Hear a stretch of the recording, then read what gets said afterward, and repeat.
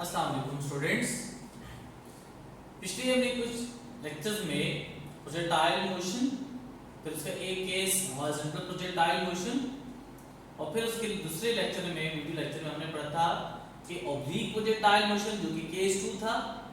फिर उससे अगले वीडियो लेक्चर्स में हमने टाइम ऑफ फ्लाइट, रेंज और मैक्सिमम हाइट के लिए डेरिवेशंस की थी।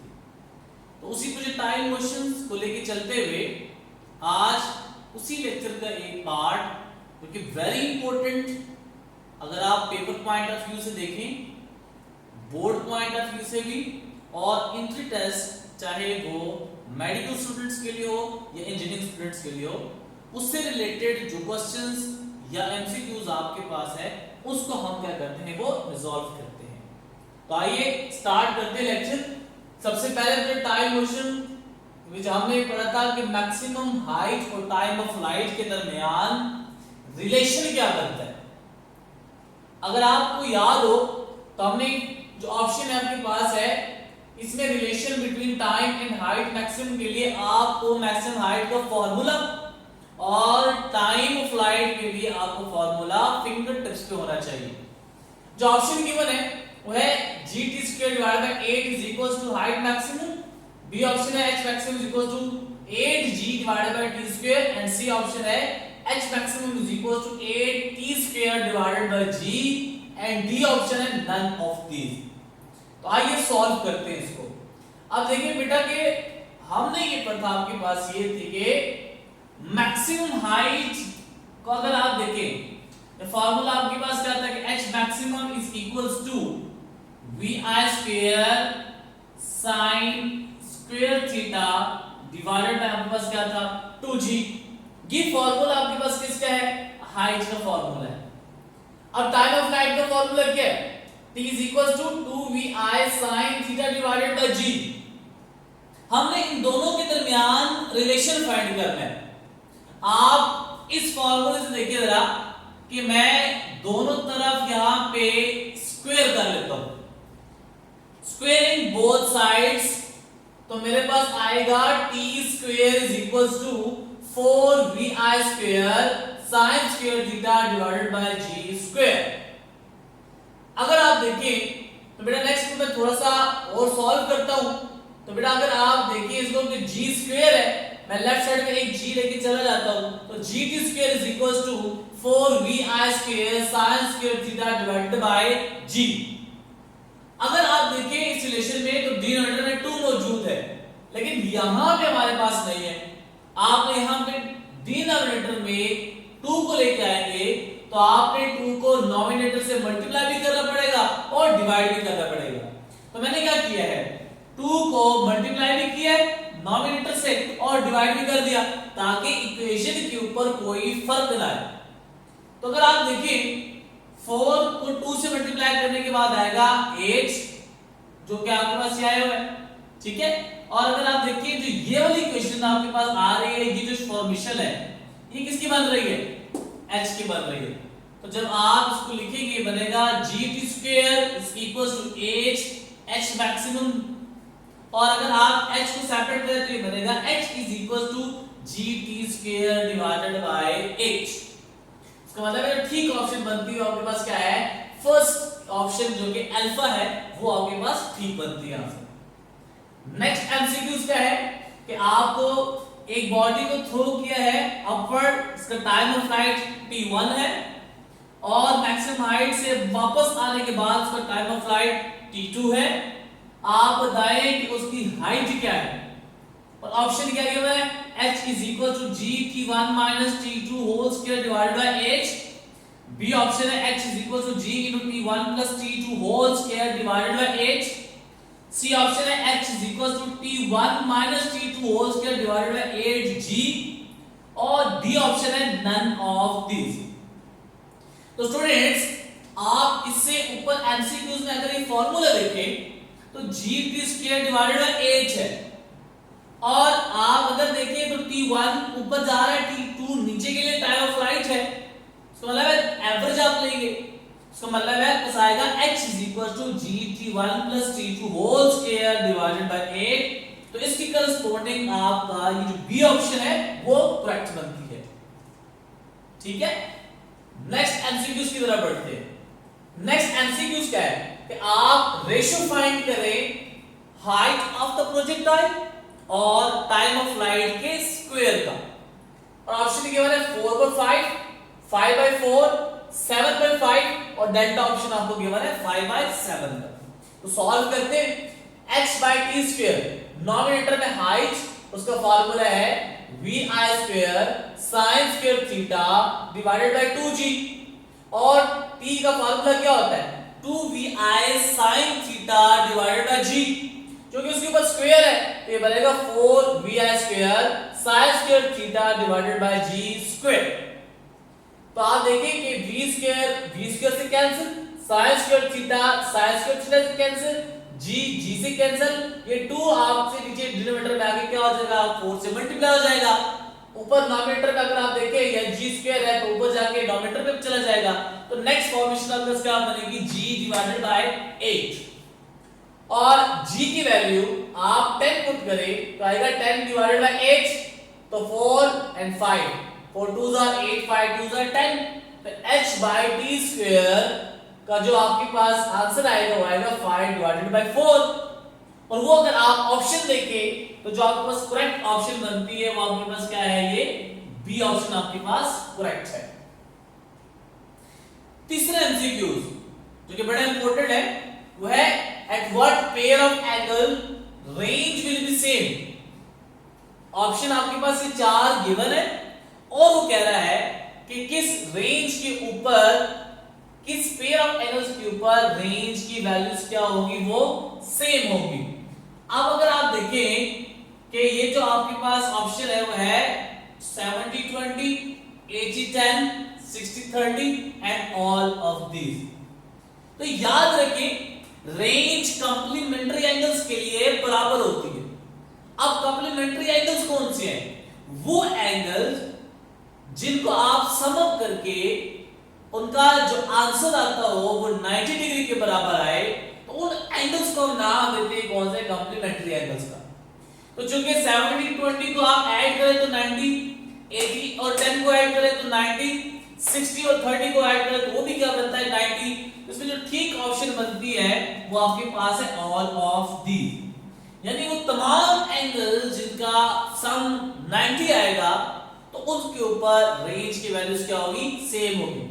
इसी तरह 45 डिग्री एंड 45 डिग्री, इसके लिए भी रेंज सेम है। इसी तरह आपके पास आ रहा है कि 35 डिग्री एंड 55 डिग्री, ये भी कॉम्प्लीमेंट्री एंगल है और इसके लिए भी रेंज की वैल्यूज क्या होगी, सेम होगी। नेक्स्ट एमसीक्यूज के लिए बढ़ते हैं। At what angle range will be equals to the height of the projectile, किस एंगल के ऊपर हाइट और रेंज ऑफ द प्रोजेक्टाइल बराबर होंगे।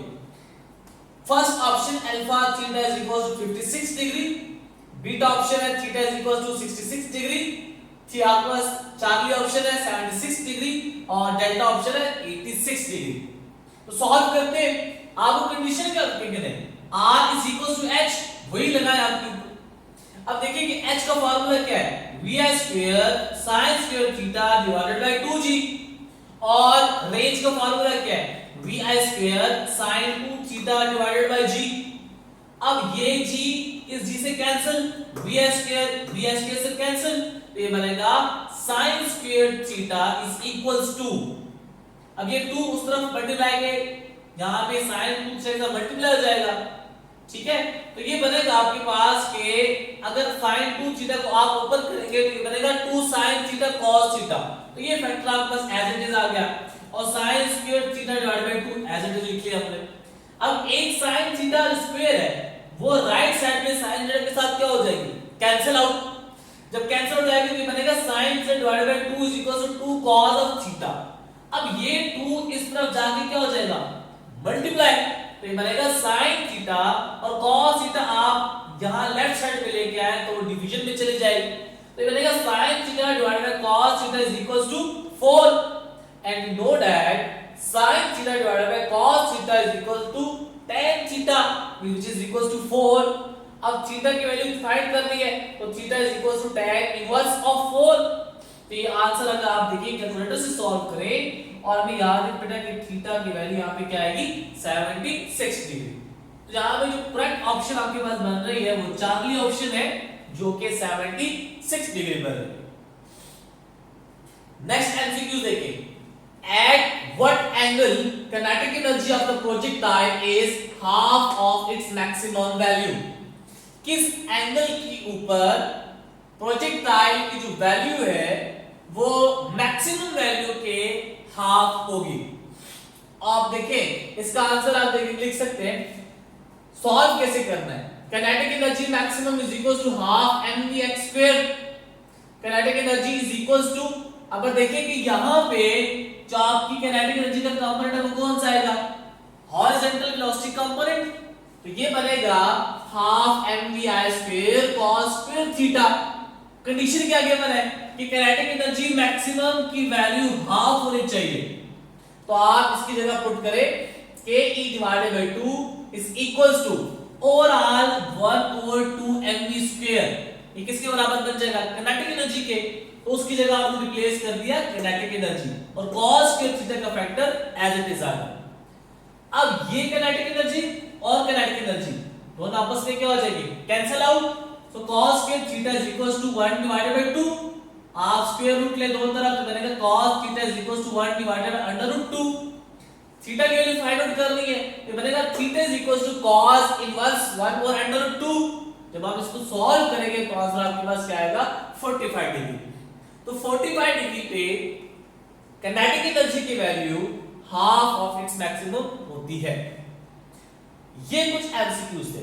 अब जो आपने इंटरटेस्ट पॉइंट ऑफ व्यू से और कुछ शॉर्ट कट्स आपने याद रखनी है। सबसे पहले height of the projectile.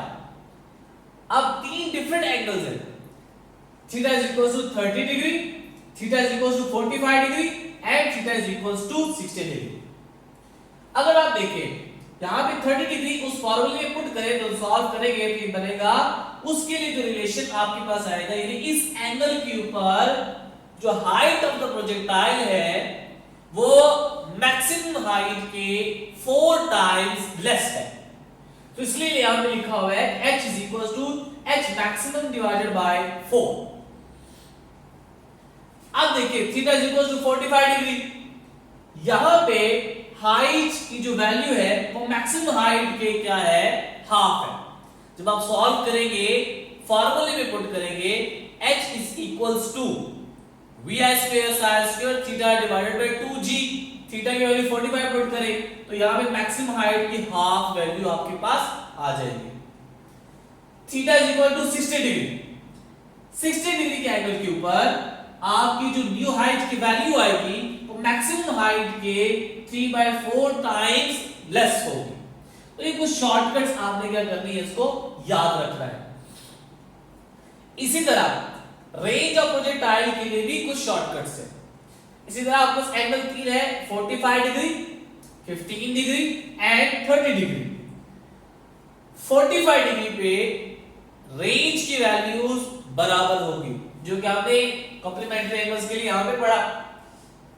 Theta is equals to 15 degree, जब आप सॉल्व करेंगे इसको r is equals to vi square sin 2 theta divided by 2, उस फॉर्मूले में पुट करेंगे तो r की जो वैल्यू आएगी वो मैक्सिमम रेंज के हाफ के बराबर होगी। इसी तरह theta is equal to 30 degree put करें तो उस केस में r की जो वैल्यू आएगी वो 0.866 टाइम्स r अर्थ के बराबर होगी। ठीक है, ये कुछ शॉर्टकट्स थे आपके किसके लिए, रेंज ऑफ प्रोजेक्टाइल के लिए। अब देखिए हम शॉर्टकट याद रखते हैं relation between range, height and time of flight. Range और हाइट आपस में बराबर होते हैं किस एंगल के ऊपर, 76 डिग्री के ऊपर, और हाइट रेंज से ज्यादा कब होगा जब एंगल आप 76 डिग्री से ज्यादा पुट करेंगे, यानी उसे ग्रेटर पुट करेंगे। r is equal to 4h कब होगा, जब आप theta is equal to 45 degree put करेंगे, और हाइट लेस कब होगी r से, जब आपका एंगल 76 डिग्री से लेस होगा। इसी तरह r is equal to 5t square कब आएगा, जब आप थीटा की वैल्यू क्या पुट करेंगे, 45 डिग्री पुट करेंगे, और जो लास्ट है h is equal to g t square divided by 8, इसी का एमसीक्यूज हमने यहाँ पे क्या किया है, सॉल्व किया है। उसके लिए एंगल आपके पास क्या है यहाँ पे 45 डिग्री में पुट करेंगे। फिर कॉम्प्लीमेंट्री एंगल्स के लिए कुछ शॉर्टकट्स है। रेंज किसी भी दो प्रोजेक्टाइल की बराबर होगी कॉम्प्लीमेंट्री एंगल्स की, जो हमने आपका एमसीक्यूज ये सॉल्व किया कि कॉम्प्लीमेंट्री एंगल्स के लिए रेंज बराबर होते हैं। इसी तरह हाइट h1 h2 को आप उसमें मल्टीप्लाई करें और उसका स्क्वायर रूट लेंगे, उसका जो आंसर आएगा वो आपके पास आएगा r डिवाइडेड बाय 4। अगर आप दो रेंज के आपस में रेशियो ले लें, इन दो प्रोजेक्टाइल, एक रेंज r1 दूसरा प्रोजेक्टाइल उसकी रेंज r2, उन दोनों के आपस में रेशियो फाइंड आउट करना चाहेंगे, उसका आंसर आपके पास क्या आएगा 1। कैसे?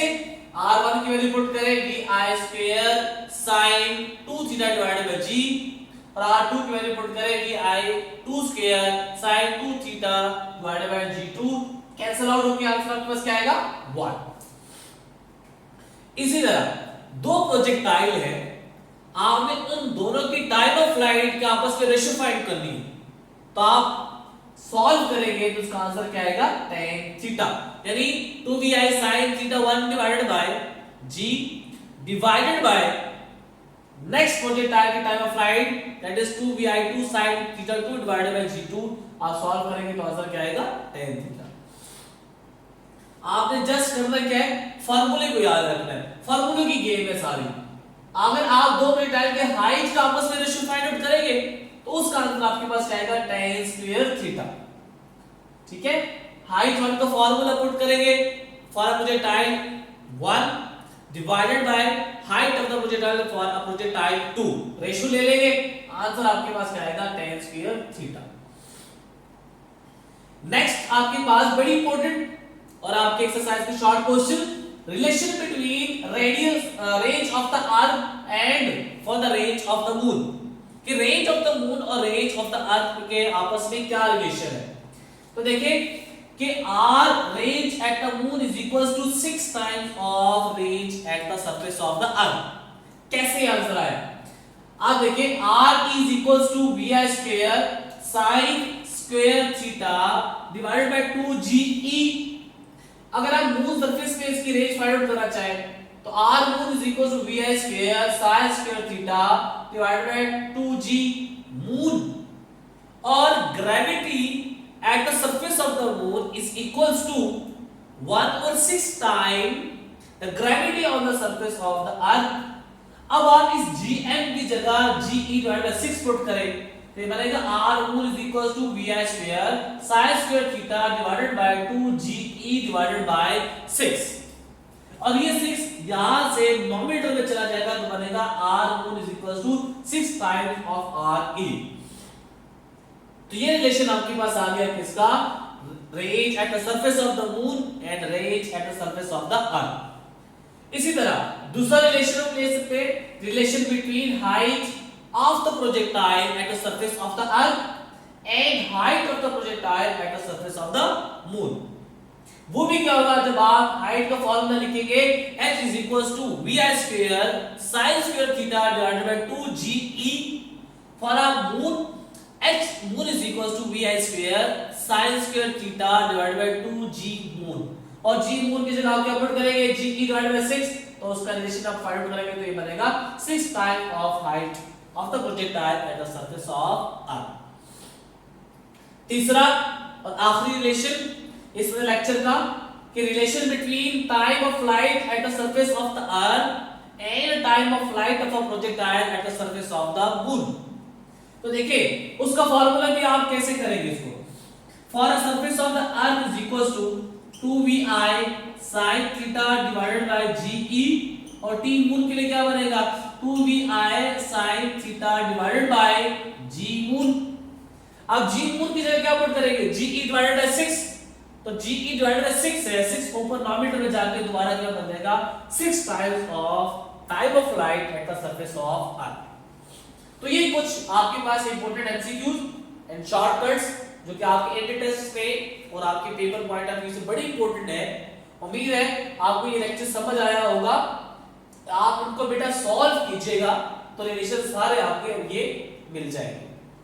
तो ये था आपका कुछ लेक्चर, उम्मीद है आपको समझ भी आया होगा और एंजॉय भी किया होगा। तब तक नेक्स्ट लेक्चर के लिए अल्लाह हाफिज।